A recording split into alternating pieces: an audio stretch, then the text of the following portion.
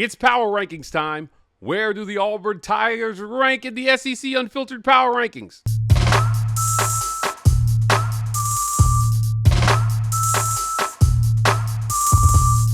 Welcome on into the Auburn Express, powered by the War Report. I'm your host, Mike G. Turn us on, turn us up. We'll turn it out. I'm here with my good friend, Chris Phillips from SEC Unfiltered, owner and publisher over there at SEC Unfiltered, to talk a little SEC Power Rankings. It's that time of year, Chris. My favorite time of year, one of my favorite segments of the week, talking about where everybody stands in the SEC. Before we get into the Power Rankings, talk to me about week one. Now, week 0, we saw a couple teams play. We saw that mess of whatever the Big 12 put on over there in Ireland was. I liked your tweet asking everybody about whether they would want to move games overseas. I'm freshly in the camp of no. Some things just need to stay on American soil. But look, man, week 0 saw a top 25 matchup. All the SEC action is going to be this week, though. What's your feeling headed into this season of college football? Yeah, Mike G, first things first, man. It's just great to be here. We finally made it. Obviously, you and I did this on a weekly basis last year, and to be back with you now, when I was looking ahead to week 1, I'll admit to you, I was giddy thinking about you and I getting back on the airwaves together on a weekly basis, man. I have so much fun doing this and chopping it up with you. Week 0 was great. Threw in a couple bets, got the blood flowing a little bit, got the juices flowing. It felt good to feel again, Mike, really watching college football. But excited for week 1, man. Obviously, with the action getting going Thursday, there's so many great games, not just in the SEC slate, but outside the SEC as well. But finally, man, some questions going to be answered. You know, we spend the entire offseason trying to solve the riddle that is each of these 16 SEC football programs, and you know, what all the new additions mean and the returners and newcomers, like I said, what the schedules, who's going to finish where. And again, we start to get those answers this weekend. So I'm super pumped, man. Obviously, I'll be hitting the road. This is stop number 1 of 15 plus for yours truly. We're back on the road for the tour. We will be at Auburn at some point for all the Tigers out there watching. But Columbus, Ohio, week 1, Texas, Ohio State. Cannot wait. First time ever at a Big Ten venue for yours truly. And Mike, I'm sure you've seen the weather. It's going to be in the low 70s this weekend in Columbus, Ohio. I might have to wear a hoodie for game number 1, which is just outrageous. But college football is back, man. I feel like I got a little more pep in my step coming into this week. I love that for you. Look, Texas versus Ohio State, week 1. What a treat. Look, the SEC stepping out and taking on the national champions. So playoff contender versus the defending national champions is going to be a lot of fun. Ryan Day finally getting it done there for Ohio State. But look, let's talk power rankings here. We're here to talk SEC. And at Media Days, we did your week 0 rankings. So I have those rankings still here.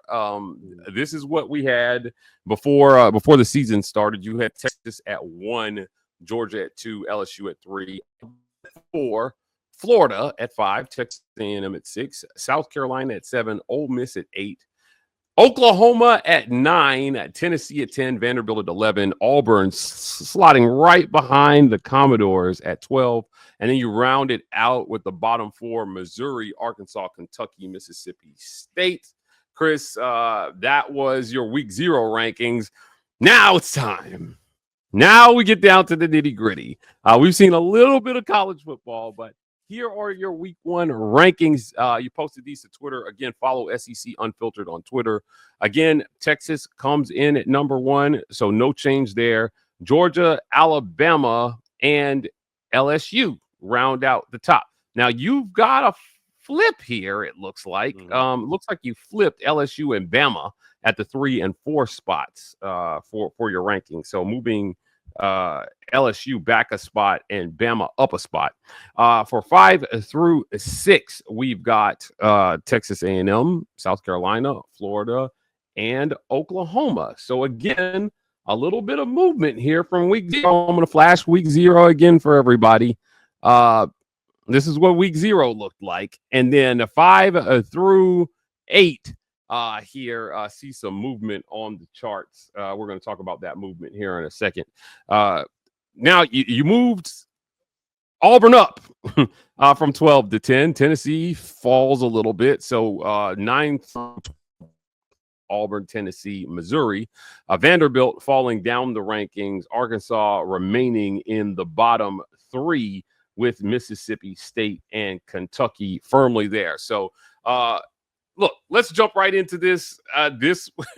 These rankings are going to be much debated as the season goes on. But like I said, your feelings have changed since you last did this, and I think significantly in some ways. Talk to me about flipping Bama and LSU there in the top 4. Like, what makes you think that the Tide are going to be better than the Tigers of Death Valley here come week 1? Yeah, Mike, and I'll say this too. Again, I dropped those pre-SEC media days, so it's been about a month, almost month and a half since those rankings came out, and obviously the latest dropping, like you said, on this Monday. So a lot can change. I mean, it's just my overall feeling on some teams I'm buying a little bit more stock in, a little bit less stock. You do even more digging. Also, since then, Mike, I should throw in there as well, I've had conversations with everyone across the 16 teams, local media beats, someone that covers that team. You just learn more and more and more about these programs and these rosters and the warts of each team, the strengths, the weaknesses. It can change your opinion slightly, right, on the way you view these programs. So that's the reason for some of the movement. I know we haven't had any games played, but again, admittedly, a lot can change in a month and a half, even when we're in the offseason. But yeah, flipping Bama and LSU, I'm buying Bama. I am. I'm buying Ty Simpson early with what he's going to be under Kalen DeBoer, Ryan Grubb. I think he's a better fit in the offensive scheme than what Jalen Milroe was, I think on defense, they've got NFL guys running around at all 3 levels. They might have one of the best defenses in all of college football in Tuscaloosa. LSU, I've got some questions on defense. It's a lot of unknown. There's a lot of talent, but there's a lot of unknown, right? With the back end of the defense, the secondary specifically, a lot of new transfer portal guys. I still have questions about the interior defensive line in Baton Rouge. The offense should be really good. Comes down to their offensive line. I just think LSU, Mike, when it's said and done, I think they've got more questions than Bama does. I'm not saying Bama doesn't have any, but I think LSU's got a few more than what the Crimson Tide do. So reevaluating it, looking back at it, I initially gave LSU the nod because simply they just have the more experienced quarterback with Garrett Nussmeier. But I think when you really take a deep dive at the rosters, you kind of realize there's more that LSU needs to answer and show me early on than I think even Bama needs to show me. So that was the reason for the flip. But it's, like you said, it's highly debatable. I'm not going to fight you to the death if you think LSU should be at 3, Bama at 4. But I do have Alabama going to the SEC championship and winning the SEC, obviously going to the playoffs. So I am high on the Crimson Tide. Texas A&M and South Carolina kind of moving up there for you a couple slots. Again, had them essentially at 6 and 7 in your week 0 rankings, but they move up to 5 and 6. Talk to me about the movement there and why these teams might be slightly better than what you originally projected. And Mike, I'll admit to you, I dropped these this morning. Then later this Monday afternoon, we get the news of Rasul Faison gaining his eligibility. The NCAA finally granting the eligibility.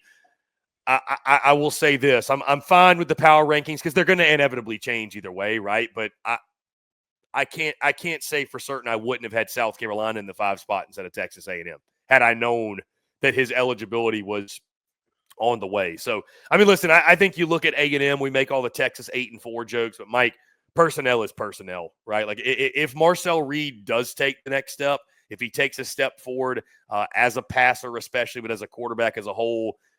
They have maybe the best offensive line in the conference. They've got a guy named Casey Concepcion on the outside at wide receiver that I think is going to be a really big-time player. They might have the best running back room in the conference with Le'Veon Moss, Reuben Owens.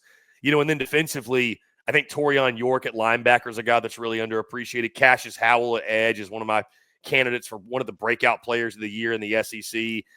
Questions in the secondary, but again, you believe with a guy like Mike Elko, they're going to be really salty on that side of the ball. So I've got a lot of faith in A&M. I do. I've got them going 9-3, probably against my better judgment, if you will, because in years past I've given them a lot of hype, and it's it's gone against me. But just personnel's personnel, man. Like I feel really good about what Texas A&M fields, and then South Carolina moved up a little bit. I just think, again, it's easy to fall in love with what Lenoris Sellers can do and what he does do on a weekly basis. He is maybe the most exciting player in all of college football. I do still have okay, questions high about praise. Say it again. That's high praise. He's one of the most exciting players in college football. So I still have questions about them defensively, even their offensive line as well. Are they going to get a consistent push? I do think the addition, Rasul Faison getting his eligibility is massive for them, because one of their biggest questions was how are they going to replace a Rocket Sanders, right? I mean, he was as good as Sellers was last year. He was the straw that stirred the drink, I thought, a lot of the times, especially in the red zone. So getting Faison's eligibility is huge. Feel good about South Carolina. I think they're right there in the mix.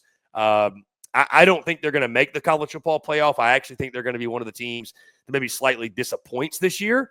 But right now, I think especially with the way they finished last year, who they have at quarterback, they deserve to be in that top 6 or 7 conversation in the conference. We'll see where they finish, obviously. But between them, Florida, A&M, it was really tough for me. I think you can make a case for all three. And really, Mike, the biggest takeaway here, 5 through 12 in these power rankings, shuffle them up however you want. They can finish in any order.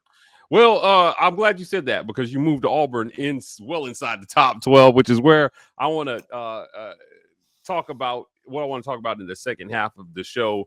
But first, we're going to have a quick word from our sponsors, our friends at AIM and Associates. Chris, look, we want to give a big shout out to Abels, Iannone, and Moore and Associates. They have been in business for almost 25 years. They manage over $200 million for clients in over 25 states and 2 foreign countries. They're not some big corporate operation. This is an Auburn family providing honest guidance and top-notch service. You get the feel of a small town with years of insight, perspective, and results. Jeff, David, and Conlon are great to work with. Contact Abels, Iannone, Moore and Associates at 912-777-4128. Again, that's 912-777-4128, or visit AINC.com. They're different. You don't need millions of dollars to need a financial advice. You just need a paycheck and a plan for the future, or some dreams for the future, or something that you're planning for the future. And these guys can help you. And just one conversation with them, I can tell you they've helped me reshape how I think about my financial future. Look, the War Report has been compensated by Abels, Iannone, Moore and Associates for this endorsement. Abels, Iannone, Moore and Associates is a registered investment advisor. Registration as an investment advisor does not imply a certain level of skill or training. The information in this advertisement is for informational purposes only and should not be considered personalized investment advice. All investing involves risks, including the potential for loss of principal, and past performance is not indicative of future results. Get on track to your financial future with AIM and Associates. Chris, Auburn, probably one of the biggest question marks in college football, because the talent level is undeniable, but the coaching has been questionable the first 2 years. People have pointed to that repeatedly. I don't want to call it doubt, but talking about their hesitancy in picking Auburn. So this is a game on paper against Baylor that they should win, but you move them up your power rankings. Talk to me, man. You go back and forth on this. I've heard a wide range of opinions from you on Auburn, and I appreciate, my friend, that you acknowledge the talent level, but I also have an appreciation for what I would call the cautious optimism, not knowing what Hugh Freeze is going to deliver. Not necessarily his players, but what he's going to deliver from game to game. Why'd you move Auburn up? Yeah, Mike, simply put, I just felt like, looking back, I had him a little too low. I think with the personnel, right? I mean, if there's anybody you and I both know that can assure that they fall short of where they should be, unfortunately, it may be Hugh Freeze. If I'm just looking at personnel, I told you this at media days, and I stand by it. It's really easy to fall in love with that Auburn roster. It really is. And I'm saying this, by the way, despite all of the craziness of fall camp. It seemed like for a while there, Mike, it was like every day we had some new Auburn headline that we were all reacting to, that whether it was about who's calling plays on first, second, third, and fourth down, or Hugh Freeze kind of jawing out Jackson Arnold at practice, which wasn't really a big deal, but got turned into a big deal, or whether it was Hugh said this or somebody did that. I still look at Auburn, and I think this should be a team that wins at minimum 8 football games with the personnel they have. I mean, really, truly. You look at I am a believer in what Jackson Arnold can be. I'm not saying he's going to be the best quarterback in the SEC, but I do think he's got a skill set where he can thrive and be a really, really solid quarterback in this league. I think they'll be better at running back than people are expecting. A lot of people don't know about the personnel beyond what was there with Jarquez Hunter. I think they'll be really solid in the run game. You got to love the receiver room. If we don't have a 1,000-yard receiver this year, something went terribly wrong, because you got plenty of talent there with Cam Coleman, Eric Singleton, others as well. And Chris, and you had a 981-yard receiver in Keandre Lambert-Smith last year. So if Auburn had got the bowl game, they would have had a 1,000-yard receiver, Peyton Thorne and Keandre Lambert-Smith. So it's not that's not a crowd. I'm just saying that to say that's not a crazy statement. Yeah, to say no, not at all. I mean, it should. I think the expectation should be it should happen. It should happen this year. And then I have DJ Durkin on the defensive side and what he's done for me, over the last couple of years. So, I just, looking back, Mike, admittedly, it's as simple as, why did I move him up? I just felt like I had him too low. I thought I was maybe a little bit too harsh, a little bit too down on him. I think the teams I put behind him, Auburn's got the big question of Hugh Freeze and getting it done. But, some of these others that I had ahead of them, they got questions too. So, and at the end of the day, Jimmy's and Joe's typically win out and can make even a not great head coach, or at the time, right? I'm not saying Freeze can't be one, but you know what I'm trying to say. Sure. Can make any coach like a good coach if you got the Jimmys and Joes. I think Auburn's got Jimmys and Joes to get it done. The biggest thing I want to see with Auburn, Mike, it's not about the talent. It's about, has the culture changed from the standpoint of, can they clutch up late and win a big game? Yeah. Can they clutch up late and make the plays down the stretch? Do we see an Auburn team that, when the going gets tough, when the game's the line, they thrive in that moment and they actually rise to and above the occasion and make those plays and look forward to those moments? I was told one time, Mike, by a guy that played quarterback in the SEC. He told me he was on a team that was really, really good. He was on a team that was really, really bad. He said on that team that was really, really bad, they had a bunch of guys looking around saying, who should get the ball? Who's going to get the ball? On that team that was really good, they had a bunch of guys in that receiver room and looking around saying, I want to be the guy that gets that ball. Give me the ball. Guys wanted to go make plays. They had confidence in the big moments. Auburn was missing out on that last year. I think that's maybe the biggest question of all for Auburn. Do they clutch up late, or do they crumble? That's going to define their season.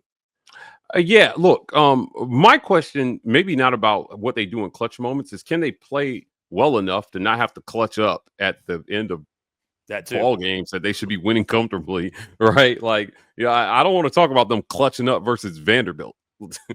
They're Vanderbilt, beat them.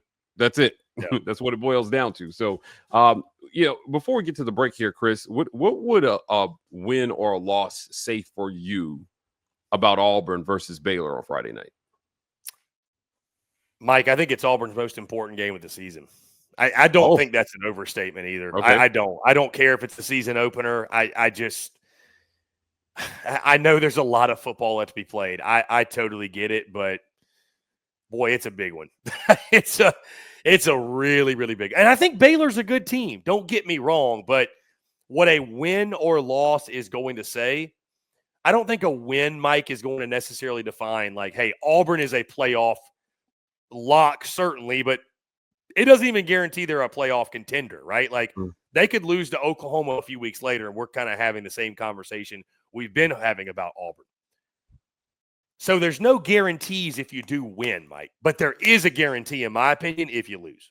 Okay. If you lose, I don't see a path to 9 wins with a loss to Baylor. I just don't see it. That's true. That's true. The road only gets tougher. The road's only going to get tougher, right? Especially, so, again, no guarantees if you beat Baylor, but I feel like there is a bit of a guarantee if you lose to them. It's such a tone setter for the season. Yeah, especially with that opening 3-game SEC slate, on the road at Oklahoma, on the road at Texas A&M, home versus Georgia. If you beat Baylor, you just got to win one of those first 3, and you're 4-2 headed into a stretch that sees Missouri, Arkansas, Kentucky, Vanderbilt, Mercer. If you go only 3-3 in that stretch, man, you could. It puts a lot of pressure on those 5 games that should not exist in a season where you have so much talent and a lot of talent returning with a quarterback that you picked. But look, Auburn Auburn's got to do something on Friday night. We're going to see what they do.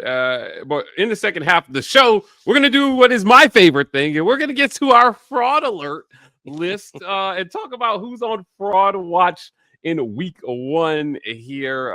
But first, a quick word from our sponsors, our friends at the Vibe Vault.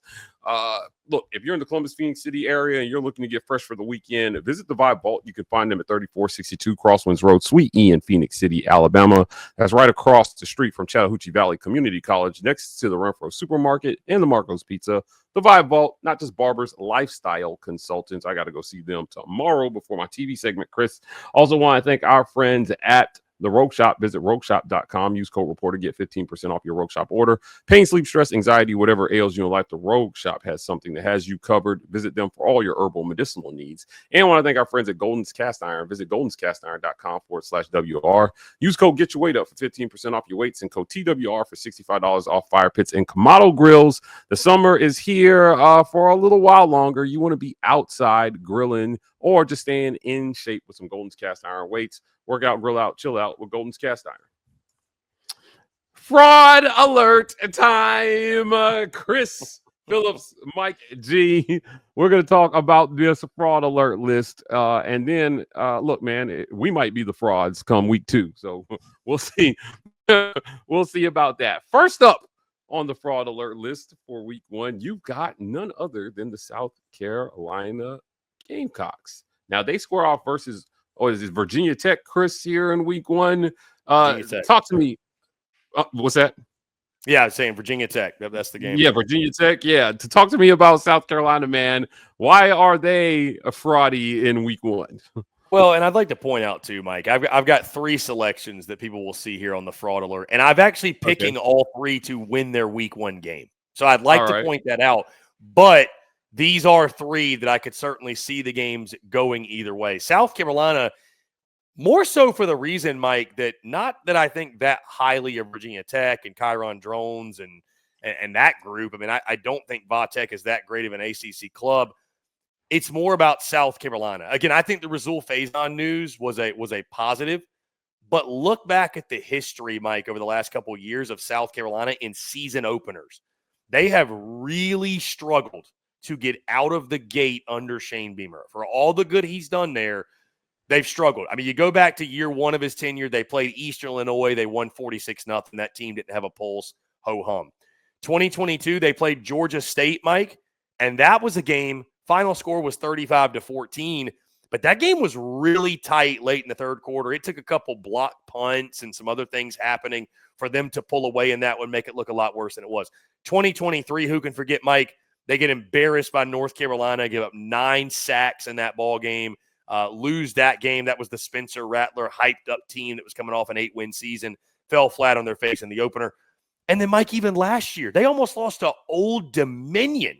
I mean, they won, but the way they played was uninspiring, to say the very least. So I put South Carolina on this fraud alert, not so much because of what I think Virginia Tech can do, but what I think South Carolina could or could not do coming out. Do they start out slow? Are they sloppy? Are they sluggish? Because, yes, you have Lenora Sellers, but it's still a lot of new pieces and a new offensive coordinator, let's not forget, with Mike Shula calling the shot. So, again, I'm picking the Gamecocks to win, but I will say this, Mike, I've actually got a little bit of a closer margin of victory. I got 26-20 in the game because I don't trust South Carolina to come out and firing on all cylinders in week one. So, don't be surprised if you look up in that one fourth quarter. We got a tight ball game or a one-score ball game, and South Carolina looks a little bit sluggish and sloppy to start the year.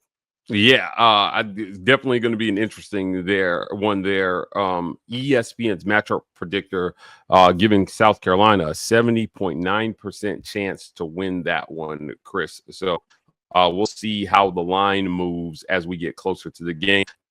Next up on our fraud alert list, we've got the Tennessee Volunteers. Talk to me about Tennessee. They take on Syracuse Saturday at noon on ABC. Now, we all know Nico's gone. Does that have anything to do with why you have him on the fraud list, on the fraud watch list? And what's going on here with Tennessee? Yeah, another game in Atlanta. Both these first two games being played at Mercedes-Benz, Mike, back-to-back days. Yeah, I mean, some of it has to do with the newness at quarterback with Joey Aguilar. That's kind of not knowing what to expect. again, I am picking Tennessee to win this game. I want to go on record and say that before all of Vol Twitter comes at my throat. But, this is another one of the ones I look at, and it's a 13.5-point spread. And, but I will not be surprised if Fran Brown and company come out and punch Tennessee in the mouth and we look up in the second half and this thing is close and down to the wire, right? We see it every year in week one, too. There's so much unknown, so much uncertainty. Somebody's getting upset. Tennessee, a lot of questions to answer, lots to replace. What's the health of their wide receiver room going in this game? Who's going to step up at the running back position? Who's going to step up at wide receiver, even if they are all healthy? What is Joey Aguilar going to look like? I think defensively should be a strength for them. And again, this is a game Tennessee should win, but it's just one I look at, Mike. I think if you look at it long enough, right, and you kind of study it, you're like, it's this thing could get a little sideways when you got a guy like Joey Aguilar who's such a gunslinger and he's really exciting, but at times can get a little careless with the football. That alone I think can put you in jeopardy. So I'm putting Tennessee on the fraud alert once again, Mike. I'm picking the Vols to win, but that doesn't mean they're not on fraud watch. Chris, do you like them to cover? Got them winning, but will they cover 13.5? It's not one of my official plays, but I'll tell you this, Mike. If I had to play it, I'd buy a half point and I'd take Syracuse plus 14. Ooh, okay. All right. 14's a lot, man. That to me feels like a pretty big number in week one. Yeah, we'll see what Josh Heupel's squad could do. Before we close out today's segment, I want to thank our friends at setsforsociety.ai. Get to know yourself with Sets for Society. Do you want to become a better partner, a better coworker, maybe just a better teammate? Setsforsociety.ai has custom personality assessments that can get you started on the journey of knowing yourself better so that you can be a better, more productive you. Visit setsforsociety.ai to get your custom personality assessment started today. It costs nothing, guys, to go do this. But the reward for doing a dive into self, I can't tell you enough. My personality nailed me, Chris, had me down. All my quirks, everything I'm good at, everything I need to work on right there in one assessment. Setsforsociety.ai helping you get to know yourself today. Look, we got one more left on our fraud list before we get out of here. Not shocking at all to me. I don't know, it might be shocking to some of our listeners, but you got Auburn at number 10 on the fraud alert list here with Baylor hosting them in Waco this Friday. They are playing at 8 p.m. Eastern on Fox, the SEC on Fox. Yuck. However, it's what we have. And Auburn has got to do something to prove that they don't belong on this list in this game. And I think this is what this is. I went to a press conference today. I got the second question, I think, to Hugh Freeze. I asked them about Jackson Arnold's readiness for game one and his confidence in his quarterback. And his team, preparing his team on what is kind of a short week. They've been preparing for this game for weeks, obviously. But, you're playing on a Friday night, so not your exact normal rhythm, and you've got to travel hundreds of miles and go play in a place that seats a riveting like 40,000 or something. Like that's like high school football in Alabama, I think, on a Friday night. But look, Baylor is a experienced team, and Sawyer Robertson should be one of the better quarterbacks in the Big 12. But there was a lot of noise flying around on social media that was, quite frankly, really inaccurate. Our friends over at Locked On Baylor did a segment. I think you may have seen me retweet it, where I was just like, holy crap, man, you got a lot of things wrong here. Let me just go ahead and correct all this stuff about Jackson Arnold. He didn't throw a ton of interceptions last year. He did fumble a lot, but he was running for his life. That O-line was a mess. Brett Venables at SEC Media Days, you and I talked about this in Atlanta, was effusive in his praise for Jackson Arnold. He said, I don't blame him for anything that went on here last year. It was us. It was our dysfunction. They owned it. But is this a better situation for Jackson Arnold? And will it pay off in a win on the road at Waco? I got to believe that your doubt about whether they can go and win a game like this is probably why you have them on the fraud alert list. Mike, absolutely. And I want to say this, too, to follow up. I am picking Auburn to win this football game. Ooh, and Auburn minus 2.5, Mike, is one of my best bets of the week. Like Did I it said, move? It was 1.5 the last time I checked. now it's 2.5 on FanDuel, our friends at FanDuel. It might be different Wow. on a different book, right? Some of these books vary, but I should have mentioned week 0, I threw some bets in, Mike, just to get the juices flowing, the blood pumping. Now I'm ready for anxiety. Now I'm ready to sweat, right? Now I'm ready to have a panic attack. That's why I'm starting my week 1 having money on the Auburn Tigers to cover this spread. So I know what I'm doing to myself. It's okay, but you're damn right Auburn's on fraud watch. They have to be. The Auburn Tigers have to be on the fraud alert here, right? I mean, they are the epitome. They're going to be probably on a weekly fraud alert until we're proven otherwise. I agree with you. So, yeah, it's if you're going to be the team we think you all can be, that you should be at this point in Hugh Freeze's tenure, this is a must-win. This is a have-to-have. And darn it, I got money on you now. So let's go out there and cash and go beat up on Baylor a little bit. Huge game like we already talked about. But, yeah, you got to be on fraud watch, man, because neither outcome would shock us, would it, Mike? If Auburn went out there, and I know you've had the prediction, I think 38-21 or something like that. If they went out there and won by 17+, I wouldn't be shocked. If they went out there and laid an egg and lost by 10 points, I wouldn't be shocked. I don't know what I'm getting. I really don't. It's sad that the disparity between those two feelings is still so great in year 3. You have a chance to prove why that's no longer the case. And for anybody who is wait and see on Auburn, Chris, I get it. I understand why you would be in that, given what they've done the first 2 years. ESPN's matchup predictor giving Baylor a slight edge at 51.8%. Although the line, as you mentioned, moving in Auburn's favor, 2.5. Like I know as a betting man, it's not always about who they think is going to win. It's just about trying to get even betting on both sides of the line. But they think this is a coin flip, right? This is about Auburn having a ton of talent, but not knowing whether Hugh Freeze is going to coach them up and call it right. And, all the talk about multiple play callers and, playing 3 quarterbacks, which it was, again, an overblown comment. But Auburn has to go out and win this football game, Chris. They do. I think the fan base deserves it. They stay loyal through 2 losing seasons. I watched them pack out stadiums.